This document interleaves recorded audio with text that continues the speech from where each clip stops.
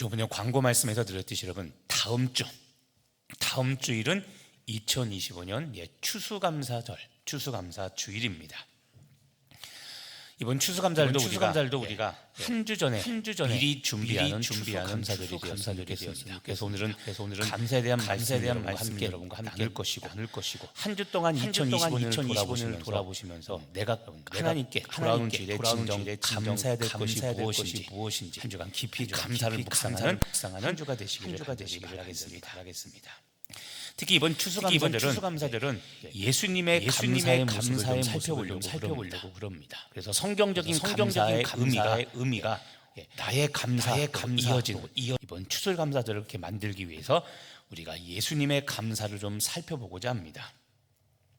특히 오늘 요한복음에 기록된 두 사건, 하나는 첫 번째 읽었던 6장의 사건은 오병이어 사건이고 11장에서 읽었던 것은 죽은 나사로를 살리신 사건입니다. 이 두 사건을 보면서 예수님은 어떻게 감사했는가, 그래서 예수님의 감사를 나의 감사로 삼는 이번 추수감사절 되기를 간절히 바랍니다.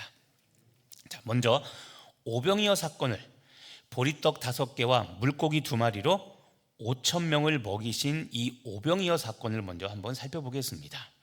자, 6장 2절에 보니까 예수님께서 병자들을 고쳐주신 이 표적을 보고 수많은 무리가 예수님을 따르기 시작했습니다. 우리가 이미 알듯이 남자 장정만 5,000명 이상이 모여 예수님을 따랐습니다. 그런데 우리가 아는 것처럼 식사 때가 됐죠. 밥을 먹을 때가 됐는데 문제는 들판에 식당도 없고 그리고 먹을 것을 싸갖고 온 사람도 없습니다. 그래서 5절에 예수님께서 빌립에게 이렇게 물어봅니다. 우리가 어디서 떡을 사서 이 사람들을 먹이겠느냐라고 빌립에게 예수님께서 물어봅니다. 6절에 보니까 예수님께서 이렇게 물어보신 것은 빌립이 어떻게 반응하는지, 그의 믿음을 보려고 예수님이 하셨던 질문이셨습니다. 그런데 때마침 제자 중에 안드레가 예수님께 와서 이렇게 보고합니다. 여기 한 아이가 보리떡 5개와 물고기 2마리를 가지고 있다고 예수님께 이 보고를 합니다. 그런데 비관적인 이야기도 합니다. 그러나 이 많은 사람에게 이 어린아이, 한 아이입니다. 성인용 도시락이 아니라 어린아이용 작은 도시락인 겁니다. 보리떡 5개라고 하니까 우리는 주먹만한 떡이 5개라고 생각하는데 아이가 먹을 만큼의 5개고 물고기도 2마리입니다. 그러니까 거듭 말씀드리지만 성인용 도시락이 아니라 어린 아이용 작은 도시락이라서 그것이 이 많은 사람에게 얼마나 되겠냐며 자조 섞인 이야기를 예수님께 합니다. 그러자 예수님은 사람들을 앉게 하셨고 보리떡 5개와 물고기 2마리를 가지고 축사하십니다. 11절에 보니까 예수께서 떡을 가지사 축사하시고 앉아있는 사람들에게 나눠주라고 합니다. 그리고 물고기도 그렇게 나눠줍니다. 그러자 우리가 아는 놀라운 결과겠죠. 13절에 많이 먹고 다 남은 조각이 12광줄이나 남게 되었던 겁니다. 자, 이게 여러분 오병이어의 대략적인 그 내용이죠. 자, 그런데 여러분 이 사건에서 우리가 주목할 게 있습니다. 무엇이냐면 이 단어입니다. 예수께서 떡을 가져 무엇하셨습니까? 축사하셨습니다. 자, 축사라는 단어 한자 헷갈리면 안 됩니다. 귀신을 내쫓는 축사가 아니라 이 축사는 감사기도입니다. 예수께서 떡을 가지고서 축사하셨습니다. 축사란 감사기도입니다. 빌축자에 살해하다 사죄죠. 감사기도를 예수님께서 드리고 나서 그리고 떡과 물고기를 나눠주신 겁니다. 그러니까 어떤 일이 벌어졌습니까? 12광주리가 남을 만큼 배불리 먹고 12광주리가 남는 기적이 일어난 겁니다. 자, 여러분 다시 한번 주목해서 보십시오. 5,000명이라는 남자 5,000명이 있는데 그 중에서 발견한 것은 아이가 먹는 작은 도시락 하나입니다. 중고등학교 애들이 무섭게 먹죠. 우리 치면 햄버거 하나 먹는 게 아니라 2개, 3개 먹습니다. 그리고도 애들이 하는 말이 배고프다고 그럽니다. 저희 애가 지금 고등학생이니까 제가 너무나 잘합니다. 햄버거, 초등학생 아이들은 하나만 줘도 배부르다고 하는데 중고등부, 특히 청년보다도 중고등부 애들 햄버거 2개, 3개 먹죠. 아까 말한 보리떡 5개는 일순간입니다. 자, 어린아이용 도시락 하나밖에 없고 5,000명이 먹을 게 없습니다. 상황이 어떻습니까? 절망적이죠. 어떻게? 그래서 아까 예수님이 빌립에게 이런 질문을 했죠. 어디서 떡을 사서 이 사람을 먹이냐? 자, 그런데 여러분 다시 한번 질문을 던집니다. 절망적인 상황에서 예수님께서 하셨던 행동이 뭡니까? 도시락 하나를 가지고, 그것도 어린아이 도시락 하나를 가지고 예수님께서는 축사, 감사 기도를 드리셨습니다. 자, 이게 오늘 우리가 주목할 첫 번째 내용입니다. 사람은 5,000명, 먹을 것은 1인분밖에 없는 턱없이 부족한 상황입니다. 그리고 이 심각한 상황을 타개할 어떤 대안도 방법도 없습니다. 그런데 이 절망적인 상황에서 예수님은 축사, 하나님께 감사 기도를 드리셨습니다. 자, 여러분 같으면 감사 기도가 나오겠습니까? 5,000명이, 한번 상상해, 5,000명이 그 도시락 하나에 딱 주목하고 있습니다. 보리떡 5개 중에 하나는 나를 좀 주실까? 물고기 2마리 중에 1마리는 좀 나를 주시지 않을까? 자, 5,000명이 그 도시락 하나를 쳐다봅니다. 그런데 예수님은 그 도시락을 앞에 놓고 축사, 감사 기도를 드리십니다. 자, 우린 여러분 오병이어 사건에서 배불리 먹인 12광주리에 남았다는 이 12광주리에 주목하기 쉽습니다. 또는 배불리 먹었다는 이런 사실에 집중하기 쉽죠. 그런데 여러분 다음 주 추수감사절을 맞이해서 이 사건에서 시각을 달리해서 지금 말씀드리는 감사에 집중해 보시기를 바랍니다. 특히 예수님께서 감사 기도를 드린 이 시점, 이 때를 여러분 주목해서 보십시오. 예수님은 모든 사람이 배불리 먹고 12광주리가 남은 후에 감사 기도를 드리지 않으셨습니다. 도시락 하나, 아이용 도시락 하나를 두고 아직 나눠주기 전에 그때 예수님은 감사 기도를 드리셨습니다. 넘치는 상황입니까? 부족한 상황입니까? 부족한 상황이었죠. 그때 예수님은 감사 기도를 드리셨습니다. 또 여러분 예수님께서 감사 기도를 드린 시점을 다시 한번 두 번째 주목해서 보시길 바랍니다. 우리는 보통 감사를 어떻게 드립니까? 결과가 있으면 결과를 보고 감사를 드리죠. 그런데 예수님은 언제 감사 기도를 드리냐면 기적이 일어난 배불리 먹고 12광주리가 남은 그 결과를 보고 감사 기도를 드린 것이 아니라 기적이 아직 일어나지 않은 그 상황에서 예수님은 부족한 상황에서 감사 기도를 드리셨습니다.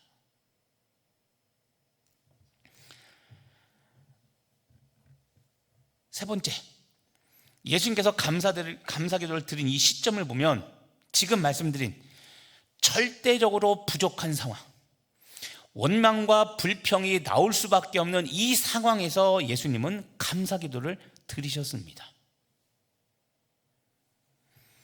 5,000명을 먹일 음식이 턱없이 부족한 절망적인 상황에서 오히려 감사했을 때 그때 오병이어의 기적이 일어난 겁니다. 그래서 지금 말씀드린 예수님의 감사에 여러분 집중해 보시라는 겁니다. 우리 사랑하는 여러분, 예수님의 감사 기도는 5천 명을 먹이는 기적의 출발점이 되었습니다. 우린 아까 말씀드린 기적에만 관심이 있고 12광절이 남았다는 사실, 그리고 5천 명이 먹었다는 사실에 우리는 집중하는데 물론 좋습니다. 그런데 추수감사절을 맞이해서 우리가 집중할 것은 그 절망적인 상황, 부족한 상황, 아직 기적이 일어나지 않은 그 상황에서 예수님은 먼저 하나님께 축사, 감사 기도를 드리셨다는 이 사실을 여러분 집중하시기를 바랍니다. 기적이 어디서 일어날까요? 미국의 목사이자 시인이자 철학자인 랄프 waldo 에머슨, 랄프 waldo 에머슨은 이런 말을 했습니다. 자, 우리 주위의 기적은 많다. 그러나 그 기적은 감사하는 이에게만 나타난다라고 말했습니다. 자, 기적이 없지 않습니다. 기적은 많은데 기적이 어느 곳에서 나타납니까? 감사하는 자에게 기적이 나타난다는 겁니다. 자, 여러분, 감사는 오병이를 놓고 보면 감사는 기적을 낳습니다. 우리의 능력, 우리의 은사가 아니라 기적을 만드는 것은 내가 하나님께 감사드릴 때, 감사가 기적을 만듭니다. 한국인들은 특이한 것이 있죠. 외국인들이 볼 때 IMF 때 우리 한국인들이 했던 게 있습니다. 금모으기 운동을 했죠. 시키지도 않고 뭐라고 하지도 않았는데 자발적으로 만들어내죠. 나도 어렵고 나도 힘든데 국가가 망하면 이 금이 무슨 필요가 있느냐. 돌반지, 그렇죠? 수많은 그런 반지를 모아, 금을 모아 국가를 살려냈죠. 똑같습니다. 여러분, 어려울 때 드리는 감사는 기적을 만들어냅니다. 이게 예수님께서 우리가 봐야 될, 우리가 배워야 될 감사의 모습인 겁니다. 또 여러분, 성경적인 원리 하나가 있습니다. 감사하는 사람에게는 또 감사할 일이 생깁니다. 동의하십니까? 그렇죠? 예. 감사하면 또 감사할 일이 생깁니다. 신기합니다. 그래서 믿지 않는 사람들은 절대 이해를 못합니다. 감사할 수 없고 불평불만할 수 없고 화를 낼 수밖에 없는데 감사하면 하나님은 절대 그 감사를 잊지 않습니다. 우리가 절망할 때, 우리가 낙심할 때, 여러분, 그때가 감사할 때입니다. 절망할 때 드리는 감사, 오늘처럼 아무것도 없는, 도시락이 단 하나밖에 없는 1%의 가능성밖에 없는 그때 드리는 감사는 상황을 역전시키는 하나님의 능력이 됐음을 여러분 기억하시고, 다음 주 다가오는 추수감사절 하나님께 진정 감사하는 여러분 되길 간절히 바랍니다. 자, 올해 돌아보니까 어떻습니까? 2025년 풍족한 한 해였습니까? 아니면 부족한 해였습니까? 자, 풍족한 사람은 절대 그냥 넘기지 마시고 풍족함에 감사하십시오. 반대로 부족한 분이 있을 겁니다. 그러지 않길 바라지만 어쩌면 한 해 동안 부족했던 분이 더 많을 수 있습니다. 그런데 여러분, 부족했던 상황 올 한 해였더라도 오늘 예수님처럼 부족한 상황에서 감사로 다시 시작하시고 감사로 남은 해를 마무리 짓기를 간절히 바랍니다. 여러분의 상황이 어떻든지 이번 추수감사절 하나님을 향한 여러분의 첫 번째 반응은 감사가 되시기를 간절히 바랍니다. 부족한 상황에서 감사로 시작해서 하나님의 은혜인 오병이어로 역전된 것처럼 이번 추수감사절에 예수님의 감사를 여러분의 감사로 삼아 여러분 2025년이 오병이어로 기억되는 복된 한 해가 되시기를 예수님의 이름으로 축복합니다. 두 번째 사건을 봅니다. 나사로가 죽은 사건입니다. 11장 6절에 보면 나사로가 병이 들어 죽게 되자 그들의 누이였던 마르다 그리고 마리아가 예수님께 사람을 보냅니다. 그리고 고쳐달라고 요청을 합니다. 그런데 이 소식을 들은 예수님이 11장 6절에 보니까 그 소식을 듣고 즉시 나사로에게 가시는 게 아니라 이틀을 더 그곳에 머무십니다. 그리고 17절에 보니까 4일, 하루 이틀 사흘, 나흘이 지나서 나사로 무덤 앞에 도착하십니다.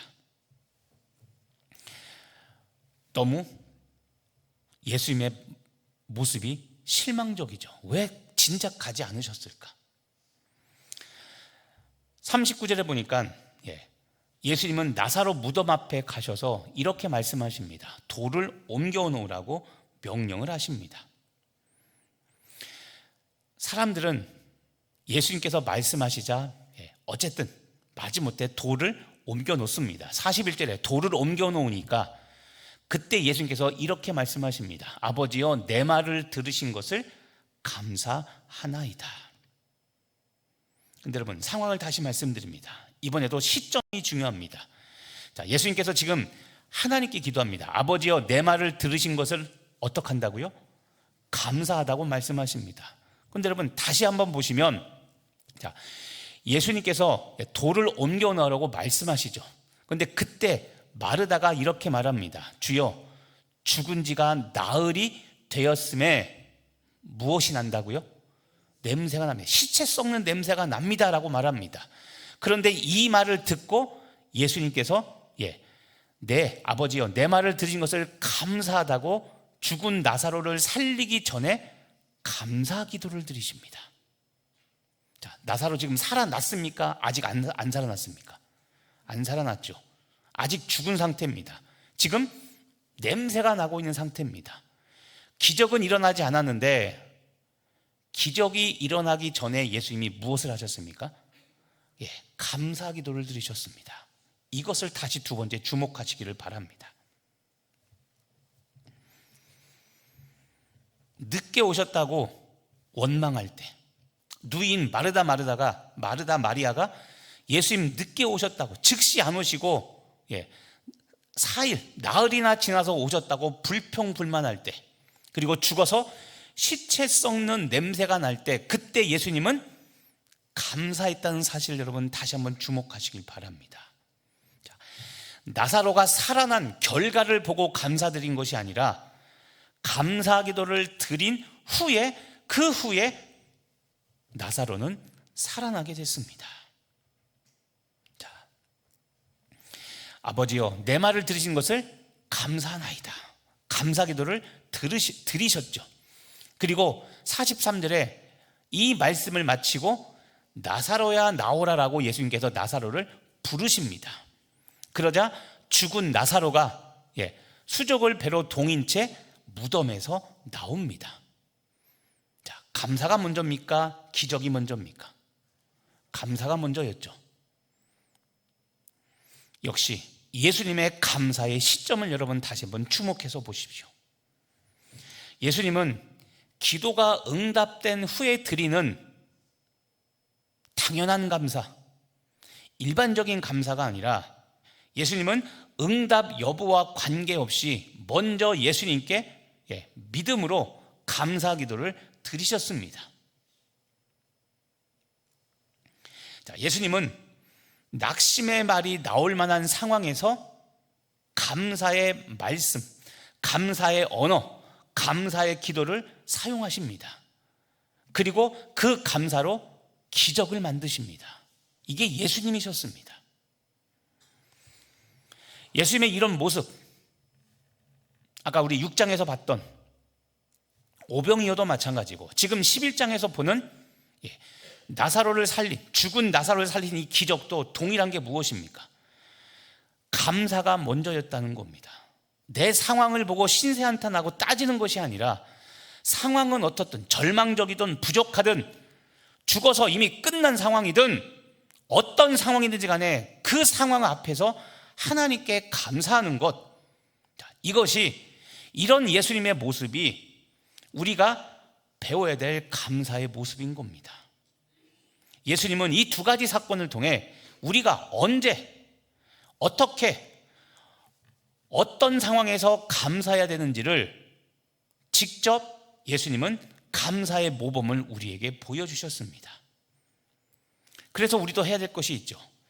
우리도 절망할 때, 부족할 때, 정말 괴롭고 낙심될 때, 그리고 죽어서 모든 것이 다 끝났을 때, 사실 여러분 죽은 나설의 상황은 가능성이 제로인 거 아닙니까? 누가 다시 살아날 거라고 생각했습니까?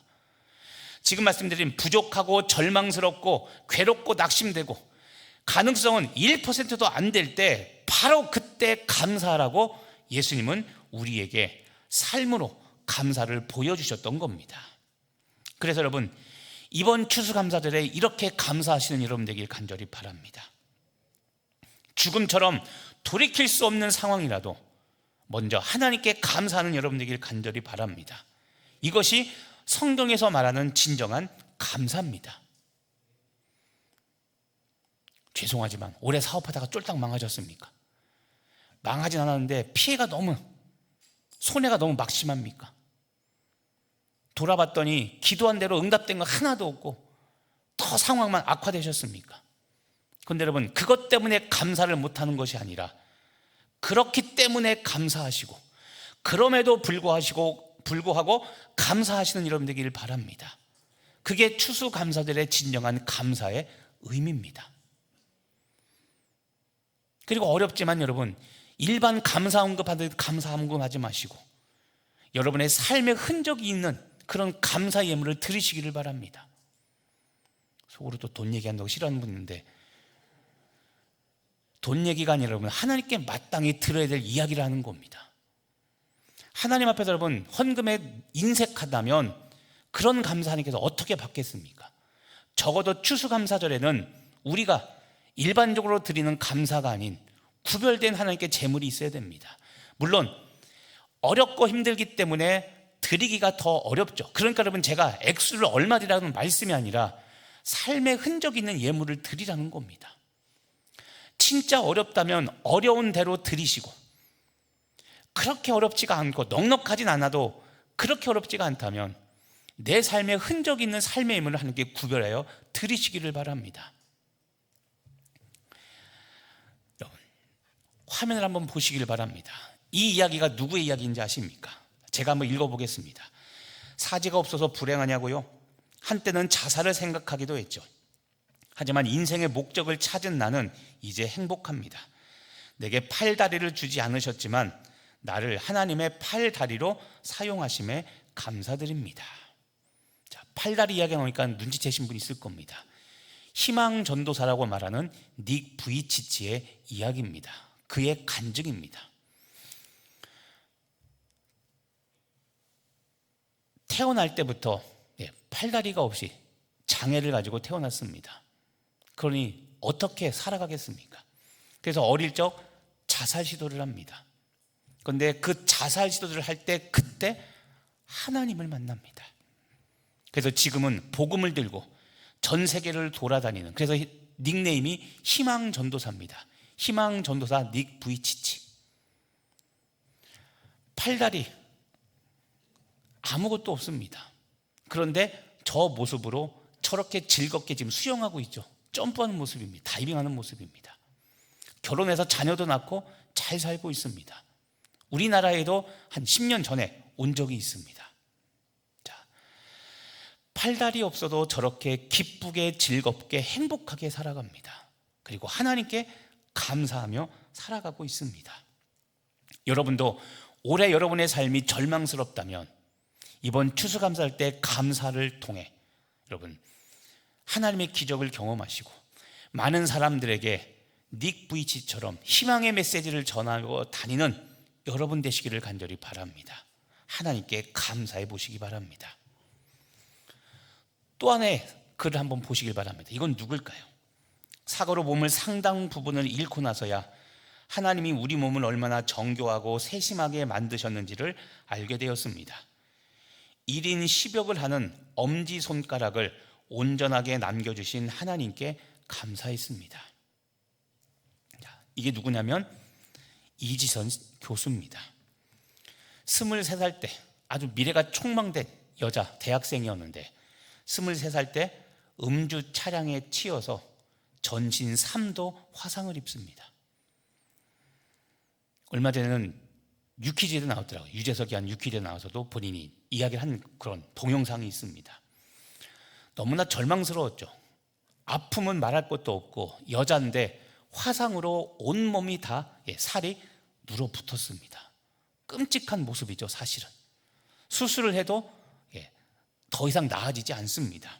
그런데 고통 속에서도 하나님을 의지한 이 이지선 씨는 자신처럼 고통을 받는 사람을 돕고자 저 사고를 당한 후에 미국으로 건너가 사회복지학을 공부를 합니다. 나와 똑같은 사람을 돕겠다.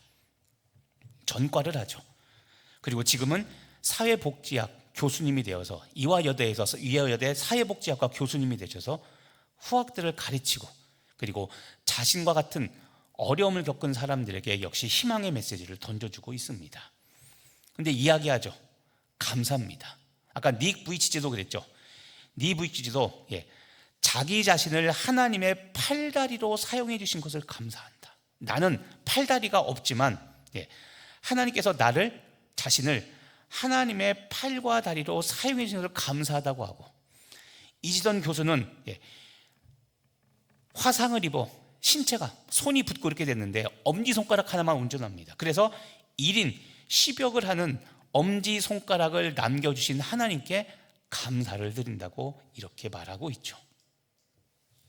우리 사랑하는 성도 여러분, 감사하시기 바랍니다. 감사는 가진 것에 초점을 맞추게 하고 아직도 남아있는 것에 집중하게 해서 자족하게 만듭니다. 그게 감사입니다. 믿으십니까? 네. 감사하지 않으면 가진 것이 안 보입니다. 아직 나에게 남아있는 것이 안 보입니다. 이게 불평을 하는 사람들의 모습입니다. 그런데 감사하면 없는 것, 못 가진 것이 아니라 하나님께서 현재 나에게 주신 것에 감사하게 됩니다. 그리고 나에게 아직 남아있는 그것에 집중해서 이제는 자족, 하나님께도 감사하고 나 스스로에게도 만족하는 삶을 살게 됩니다. 이게 감사입니다. 이번 추수감사절에 자족하는 여러분 되길 간절히 바랍니다. 교만은 지금보다 더 많아져야 된다. 교만은 지금보다 더 많아져야 된다. 나아져야 된다. 지금보다 더 가져야 된다. 이렇게 생각하는 것이 교만입니다. 그런데 겸손은 이것만 해도 충분하다는 감사의 마음이 겸손입니다. 다시 한번 얘기하자면 여러분, 감사하면 소유하지 않은 것보다 이미 소유하고 있는 것들이 보이기 시작합니다. 2025년 추수감사를 맞아 감사해 보시길 바랍니다.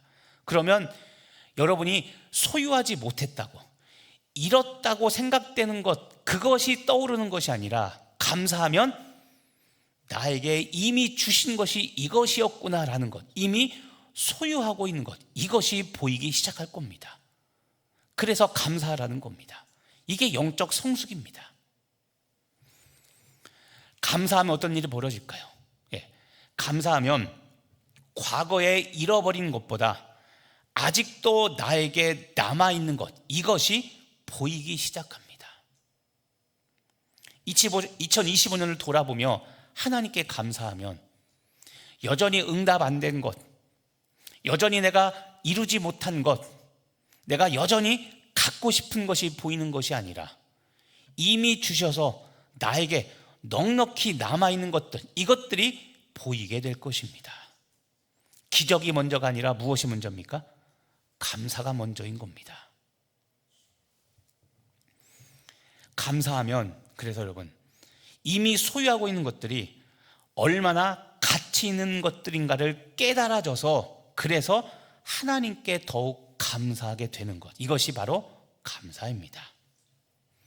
감사는 인생의 불행을 멈추게 하고 하나님의 기적이 시작되게 하는 축복의 통로라고 해서 제가 말씀드리는 겁니다.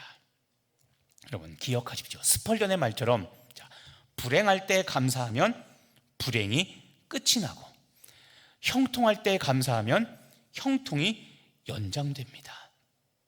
2025년 불평이 아닌 감사의 추수감사절을 만드시는 여러분 되기를 간절히 바랍니다. 오늘 말씀을 정리하며 두 가지 사건 다시 한번 이야기합니다.